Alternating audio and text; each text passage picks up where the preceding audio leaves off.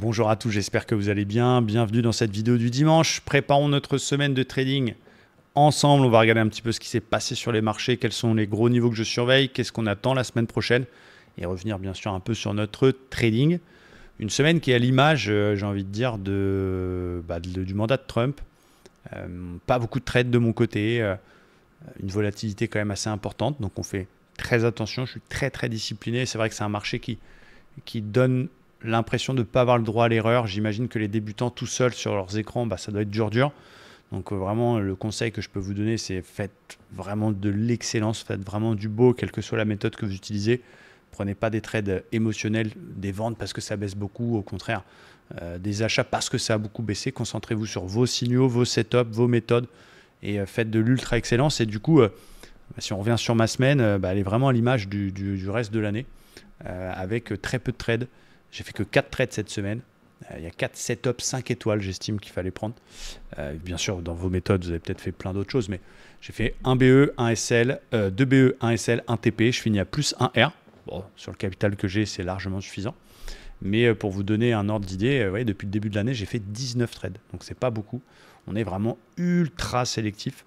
Et d'ailleurs, petite nouveauté, dans le journal de trading qui est disponible dans votre espace Discord quand vous êtes membre Livestream, même si beaucoup d'entre vous suivent les émissions en direct, il y en a qui ne peuvent pas forcément se connecter tous les jours, je vous mets aussi maintenant les setups que j'ai décidé de ne pas prendre, qui ont des contre-arguments et pourquoi.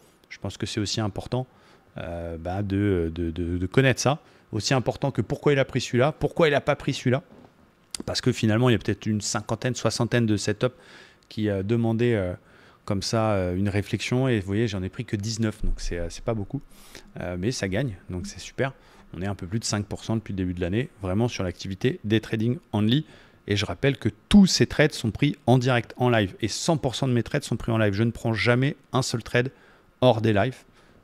Et vraiment, tout est fait en direct. Donc ça, c'est cool pour vous. Ça vous permet éventuellement de me suivre, mais surtout de voir en application la méthode. On est en direct plus de 40 heures par semaine dans Livestream. Quoi qu'il en soit, on a eu donc un marché qui quand même a bien corrigé vendredi. On va dire un contexte hyper Trump dépendant. Là, ce qui s'est passé, c'est qu'on a eu des menaces de nouveaux droits de douane. On a eu aussi un effritement de la confiance du consommateur américain qui fait qu'il y a eu un sell-off en cette fin de semaine. 1,67, 1,68 pour le Standard & Poor's, 2% pour le Nasdaq, 1,74 avec des clôtures quasiment au plus bas du jour.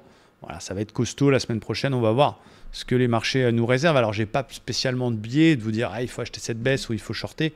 On va trader ce qu'on voit et je pense que c'est ce qui est le plus important en trading. Je me permets de revenir là-dessus. Je sais que il y a un peu la mode de la fondamentale, de se mettre au courant, d'essayer d'avoir les news, etc. Et c'est super pour la culture de savoir pourquoi ça baisse, pourquoi ça monte, qu'est-ce qui se passe, c'est la Fed, etc. C'est génial quand on est passionné de trading. Mais n'oubliez pas qu'on prend des décisions principalement sur l'analyse technique. Et se mettre un contexte trop présent en tête, c'est se mettre un biais. Et donc, si vous allez vous documenter trop, vous risquez d'avoir un biais, vous risquez de chercher que des shorts parce que vous avez lu ci, ou chercher que des achats parce que vous avez lu ça. Le marché, il a toujours raison. Donc, travaillez votre prise de décision sur les prix. Qu'est-ce qui se passe? Quelle est la tendance? Quels sont les niveaux clés? Et comment je peux essayer d'en piquer un morceau? Et pourquoi je rentre là? Et pourquoi je sors là? Voilà, c'est ce qu'il faut apprendre à faire. C'est pour ça que je plaide plutôt pour des méthodes techniques simples, pour pas que ce soit compliqué dans la réflexion et que ce soit j'y vais ou j'y vais pas. Vous voyez, par exemple, moi, j'aime les bulles, j'aime les divs, j'aime les OPR, j'aime certaines situations de zone de polarité. Y a des fois où je suis obligé d'y aller parce que j'ai mon signal, même si je suis pas d'accord au final au fond de moi d'acheter ou de shorter, j'ai ça. Et parfois j'ai envie d'acheter, mais il n'y a rien et je le fais pas. Donc c'est un peu, je vais pas dire que l'humain il n'est pas câblé pour le trading, mais entre ça, l'hésitation, la peur de perdre, l'ego, l'envie de rattraper, l'envie d'être dans un mouvement, ah tiens c'est en train de baisser fort, je suis pas dedans, comment je peux rentrer, celui qui ouvre son écran à 15h30, ah qu'est-ce qui va se passer, est-ce que ça va monter ou descendre? Voilà, il faut vraiment reprogrammer tout ça et c'est pour ça que c'est bien de nous suivre tous les jours en direct. La semaine prochaine, qu'est-ce qu'on a en termes de statistiques macroéconomiques?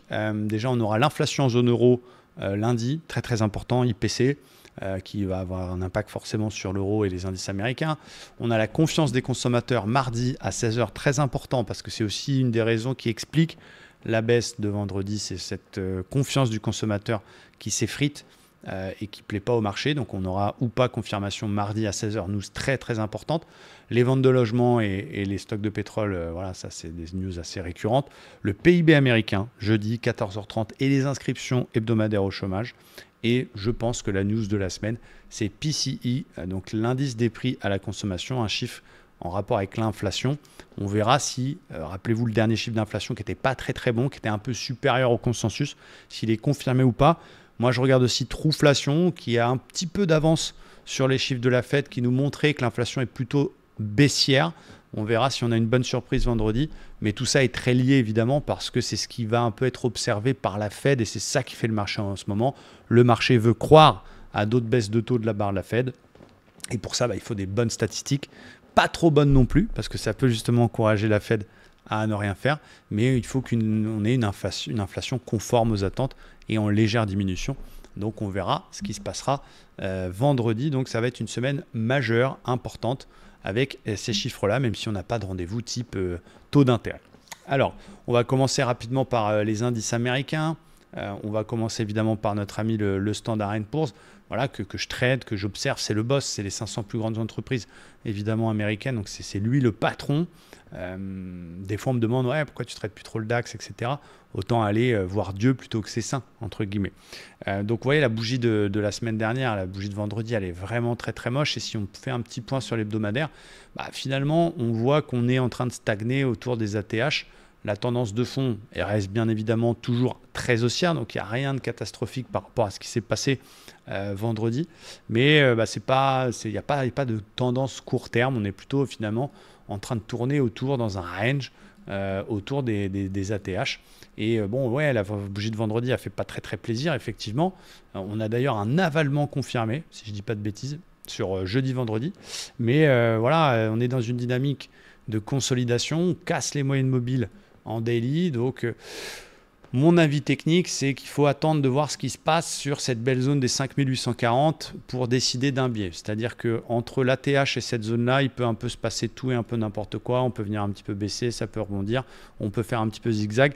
Le vrai niveau, entre guillemets, à pas casser, c'est cette zone ici, cette zone polarité majeure qui passe par juillet, octobre, novembre et récemment mi-janvier.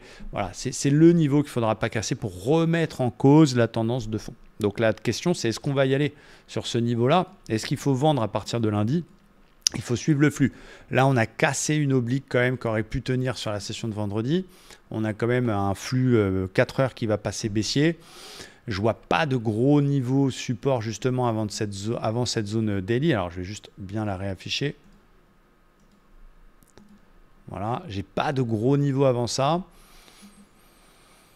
On a un flux qui est quand même baissier. Alors, il y a juste une petite zone, chiffre rond, 6000 points. Voilà, qui est un petit peu intéressante, qui arrive là, qui est sous nos fesses, entre guillemets, qui à court terme va devoir être surveillé. Donc, je vais faire attention à ce niveau-là. Ça ne veut pas dire que je vais absolument le payer comme un goré.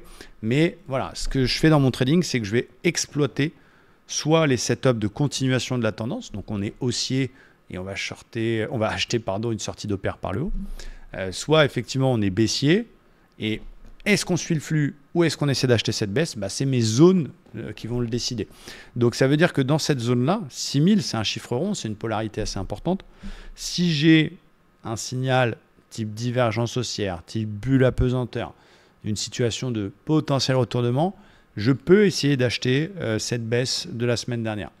A l'inverse, si bien sûr cette zone devient cassée, j'ai plus rien avant le plus bas précédent, 5940, et puis ma grosse zone que je vous ai montré tout à l'heure, 5840. Donc ce qui va décider, et c'est pour ça que ça m'arrive de ne pas prendre des sorties d'OPR quand on est au-dessus d'une zone de polarité, ce qui va décider, c'est la réaction dans ce niveau-là. Donc pour l'instant, on est plutôt vendeur à court terme.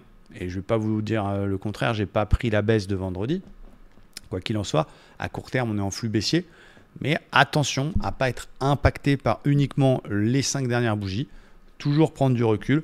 Et donc, je vais surveiller sur le Standard & Poor's cette zone 6000 que je peux payer, pas via l'OPR parce que je ne travaille que dans le flux. Mais si on a un super signal à l'intérieur, si elle est cassée, là, je continuerai à chercher des ventes dans le flux justement en exploitant l'OPR. Donc on va voir ce qui va se passer. Je ne peux pas faire le devin, je n'ai pas de boule de cristal. Mais voilà, 6000 à surveiller, c'est un chiffre rond, c'est une zone de polarité. Et si on casse 6000, ça sent pas bon à court terme. Et on pourrait revenir chercher finalement ce niveau 5840 qui est alléchant et qui aussi sera très très surveillé. Et c'est là-dessous, vraiment, je pense qu'on remet vraiment en cause la tendance. Du côté du Nasdaq, c'est exactement la même chose. On a vraiment une grosse corrélation entre Standard & Poor's et Nasdaq. Pourtant, c'est dommage parce qu'il avait bien cassé un petit canal sympatoche qui aurait pu s'assimiler à un drapeau. Lui, il est toujours au-dessus des moyennes mobiles, mais la bougie de vendredi, elle est quand même dégueu. Alors, bien sûr, la question, c'est est-ce qu'on va rattraper cette bougie de vendredi? Est-ce qu'on va avoir un rebond technique avec des achats à bon compte? C'est encore un peu tôt pour le dire. Et comme du côté du S&P, là, on a cassé les petits supports obliques qui pouvaient se faire. On a cassé les petites zones de polarité qu'il aurait pu avoir. Et il n'y a rien avant 20 900, 21 000 points. Donc, j'ai pas envie d'être trop pessimiste, encore une fois, parce que c'est se mettre un biais. Si on écoute son esprit, on va être vendeur, vendeur, vendeur, et du coup, on risque de faire que des shorts, alors qu'il y aura peut-être des setups de retournement à exploiter. Donc, il faut faire attention, encore une fois, à ne pas se mettre de biais. Mais je vois pas de grosses zones avant là. Donc, prudence, effectivement, au vu de la tronche des indices américains. Pour l'instant, je serais plutôt en recherche de surfer sur cette consolidation, à moins que dans les zones, on ait des très beaux setups. Du côté du Dow Jones, c'est exactement la même chose. On arrive déjà sur 61 du dernier mouvement haussier. D'ailleurs, on avait mis en évidence le plus haut majeur, plus bas que le précédent, qui nous avait interpellé et qui nous avait dit attention quand même à la grande tendance haussière, parce qu'on a quand même fait un plus haut majeur, on le voit même bien en hebdo, on a fait un plus haut, plus bas que le précédent. Donc attention, ça marque cette petite consolidation et il faudra surveiller ces 43 220. Si on passe en dessous lundi, je chercherai quand même des ventes jusqu'à cette polarité 42 450 à peu près. Et là-dessus, comme sur le niveau de tout à l'heure sur le Standard & Poor's, on surveillera ce qui va se passer. Donc ça veut dire plutôt des ventes si on passe sous le 61,8 et voir ce qui peut se passer dans cette zone des 42 400. De toute façon, comme chaque jour, je vous ferai un point complet en fin de Morning Live, de vous résumer un petit peu les plans, parce que évidemment ça peut évoluer par rapport à l'open de cette nuit. Donc globalement, mon biais, il est plutôt dans le sens de la petite correction, mais prudence aux zones que je viens de mettre en évidence. Et le vrai conseil que je vous donne dans cette vidéo, c'est essayer de suivre au maximum la tendance, essayer de suivre au maximum le flux, restez quand même ouvert à quelques trades de contre-flux sur des beaux niveaux et essayez d'équilibrer votre trading un peu comme je le fais. Regardez, je vais vous remontrer mon journal.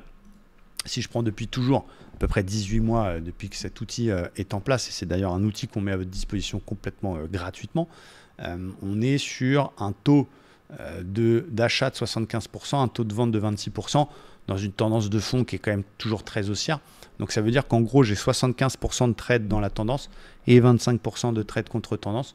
Donc c'est un peu ça qu'il faut équilibrer dans son trading. Il ne faut pas faire que du contre-tendance, pas faire que du suivi de tendance, mais il faut essayer d'équilibrer les choses. Comme un joueur de poker, finalement, je fais beaucoup de similitudes entre les deux activités, qui va avoir de temps en temps des bluffs, de temps en temps de la value. C'est exactement la même chose. Donc voilà, prudence. Ça sent pas très très bon au niveau bougie. Effectivement, elle est dégueu, la bougie de vendredi. Ne vous faites pas surprendre et soyez pas only vendeur, parce qu'on arrive quand même sur des petits niveaux qui sont sympathiques, mais n'essayez pas non plus d'être le plus malin qui essaie d'acheter le plus bas. Attendons qu'on ait soit des gros signaux ou soit un flux qui se retourne pour vraiment acheter fort du côté des indices. Donc plutôt poursuite de la conso à confirmer évidemment par la séance de demain.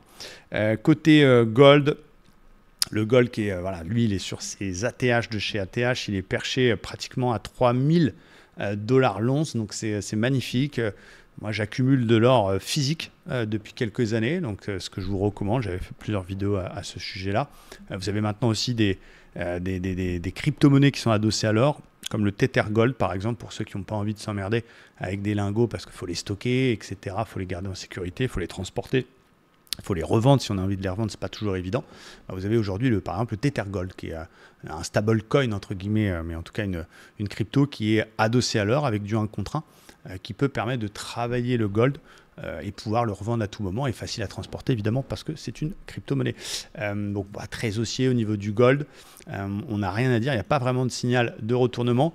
Moi, j'essaie d'acheter sur des replis le gold. Il y a un petit bas de range, parce qu'on peut voir qu'il est dans un range 4 heures, qui est assez sympa à surveiller fort, qui est cette zone des 2895 2009, donc quel niveau que je vais surveiller pour la semaine prochaine. Alors, on peut voir une espèce d'épaule tête-épaule, pas très très jolie. Et vraiment, j'ai pas trop envie de shorter le gold. Déjà, je suis pas à l'aise dans les short gold, je dois vous l'avouer. Et je préfère acheter les replis. Donc, c'est le niveau que je vais surveiller, 2009, on va dire, pour la semaine prochaine. Et côté pétrole, on est dans une zone que j'apprécie beaucoup. Donc, on va voir ce qui se passe. On a eu l'OPEP+, qui a décidé d'ailleurs de retarder l'augmentation de la production pour essayer de maintenir des prix plutôt élevés. On est revenu se poser sur une zone d'accumulation qui avait été la zone depuis mi-octobre jusqu'à fin décembre. On a fait une belle explosion, on a été rattrapé par ce haut triangle daily hebdo et on est venu se reposer là-dessus. Regardez, c'est une belle zone de polarité quand même assez sympathique. Donc c'est un niveau que je surveillais la semaine dernière. On est en plein dedans. Voilà, je ne vais pas attraper le couteau qui tombe, mais je vais attendre un beau setup pour essayer de trouver un achat autour des 70. Si vous pouvez même faire un petit excès, d'abord aller nous chercher un petit peu les 69,50, puis nous faire un beau signal. C'est un niveau que je peux surveiller pour un achat semaine prochaine du côté du pétrole. Encore une fois, attention en attente de setup.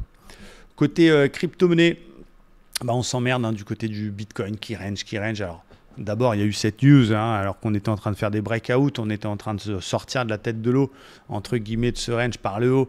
On a eu cette news de hack d'Ethereum sur la plateforme Bybit, plateforme qui est normalement interdite par l'AMF. Donc, je ne sais pas s'il y a beaucoup de Français qui sont impactés par ça, mais au-delà de ça, moi, je trouve la réaction de Bybit, la communication de Bybit et la réaction des autres plateformes qui sont venues prêter main forte à Bybit et finalement le fruit de ce hack qui est quand même une news ultra bullish à mon humble avis.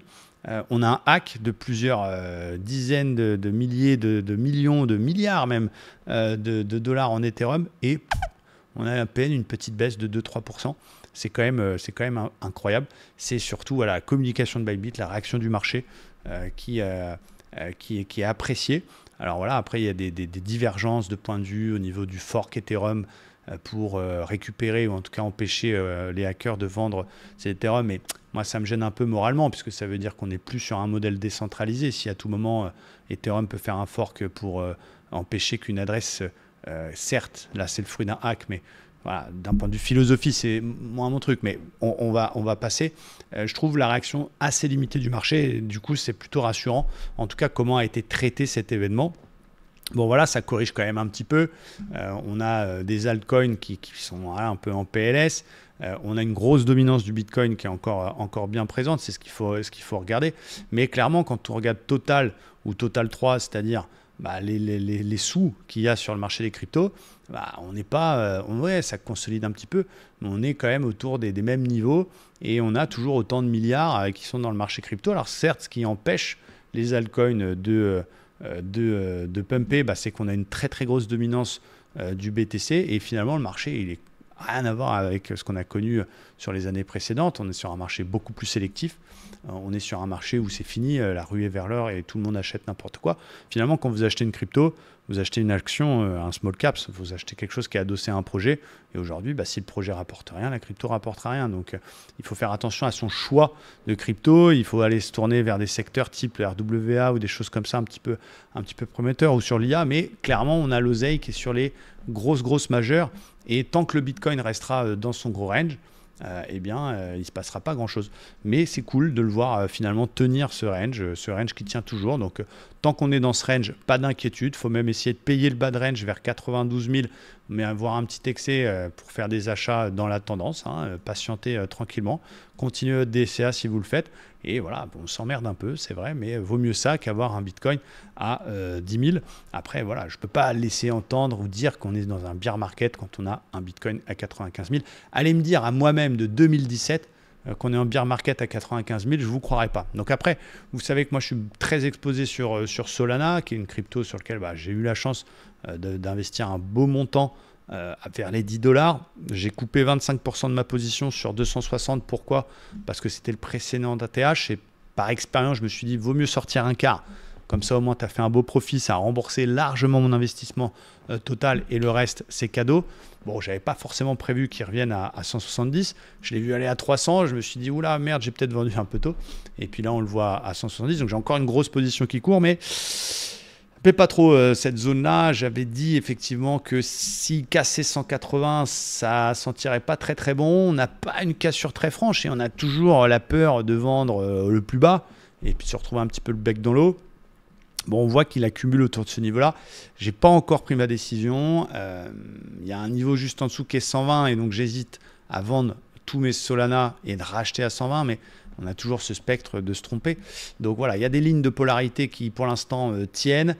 Cette ligne-là que j'ai tracée, qui est un peu le haut d'un drapeau mensuel, on va dire, il y a toujours cette tasse avec mensuel. Donc voilà, c'est pas très joli le fait qu'il soit passé sous 180, mais on voit qu'il se passe quelque chose sur ce niveau-là. Voilà, je vais attendre un petit peu, quitte à malheureusement le voir baisser encore un chouïa.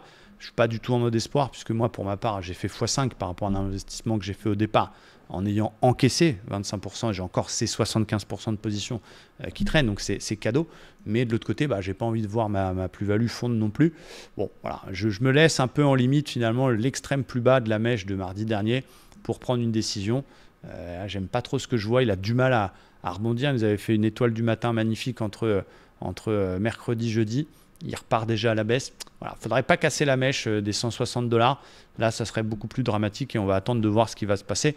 Encore une fois, le marché crypto, il est surtout tenu aussi à ce que va décider la Fed. Il est tenu à ce dollar. N'oubliez pas qu'on cote en dollars, donc il est forcément corrélé à ce qui se passe sur le dollar. Si à un moment donné, la Fed, elle décide de baisser ses taux d'intérêt, ce qui va arriver, à un moment donné, la Fed, elle va réimprimer de l'argent et elle va repasser par cette baisse de taux, eh bien, ça débloquerait d'un afflux de milliards qui pourront être investis sur des actifs plus risqués comme les cryptos et ça va un petit peu débloquer les choses. Donc je pense à ça. Mon petit scénario personnel, c'est que l'inflation, elle est bien meilleure que ce qu'on pense. On est un petit peu en retard avec les chiffres de la Fed et ça va commencer à se voir maintenant avec des chiffres un peu meilleurs, ce qui vont augmenter les probabilités d'une baisse de taux et voire imposer la Fed à le faire plus tôt que prévu et du coup débloquer ce marché-là.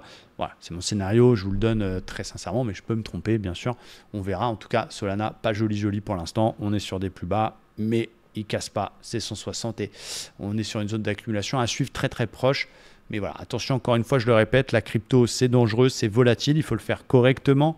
Déjà, sortez vos coins et vos cryptos des exchanges, mettez-moi ça sur des wallets, pas de clé privée, pas propriétaire, donc sortez ça et puis faites-le avec de l'argent que vous pouvez vous permettre d'investir, que vous pouvez permettre de voir des plus ou moins 30% sans être en PLS dans votre chaise.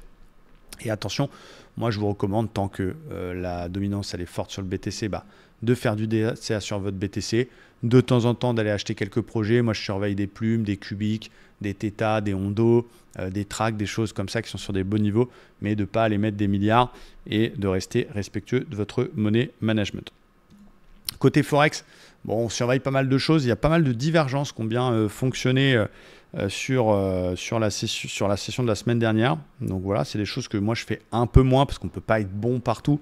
Mon dada, c'est bien sûr les indices américains et quand on est bon dans un domaine, ça sert à rien d'aller faire 36 000 trucs. Donc ça ne veut pas dire qu'il faut spécialiser sur un actif, mais je sais qu'il y a ce fantasme du gars qui est bon partout, qui fait à la fois du scalping sur les US, qui fait à la fois des actions à fond, qui fait à la fois du Forex, du machin. Moi, ce que j'ai compris en ces 10-12 ans d'expérience, c'est qu'à un moment donné, on va se spécialiser. On va se spécialiser dans quoi? On va se spécialiser dans quelque chose avec lequel on est à l'aise. On est tous différents. Il y en a qui ne savent pas garder leur position. Il y en a qui savent le garder. Il y en a qui ont du mal avec les stops. Il y en a qui sont à l'aise avec garder des trades 6 mois. Il y en a qui aiment bien être en contre-tendance. Il y en a qui ne sont pas à l'aise, etc., etc. Moi, je sais ce que j'aime pas. C'est garder des positions trop longtemps. À part évidemment sur les crypto-monnaies. J'aime ma session américaine, je ferme mon écran, j'ai gagné, j'ai perdu, je me limite à 1-2 trades, vraiment de l'excellence, ça me va très bien, je suis à l'aise de leur volatilité, je suis à l'aise avec ce money management, j'ai trouvé ma voie, entre guillemets, j'ai trouvé mon dada avec toutes ces années, et donc je ne vais pas aller m'éparpiller, aller faire du forex, intraday ou des choses comme ça, ce qui ne veut pas dire qu'on ne peut pas gagner dessus, il y en a qui le font très bien. Il y a même des membres de la communauté qui appliquent nos stratégies sur le Forex, qui prennent de la diff, qui prennent du swing là-dessus. Moi, je suis sur les indices US et c'est mon truc. Donc voilà, je regarde quand même. Il y avait pas mal de choses qui étaient intéressantes, on va dire, pour du long terme. On avait vu le gaz sur un très beau niveau autour des 3 $. On avait vu aussi le joli Cooper sur cette zone des 4,25. Donc voilà, il y a des choses, mais voilà, ce sera au compte-gouttes qu'on fait ça. Là, vous donnez plein d'opportunités Forex dans cette vidéo, je ne peux pas.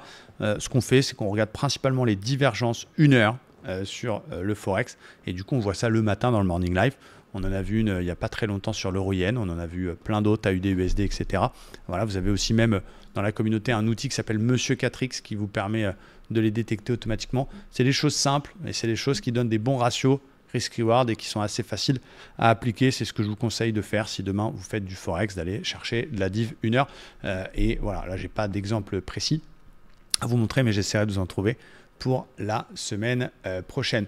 Pour les actions, moi j'ai qu'une action en position. Pour l'instant, je suis assez liquide côté action.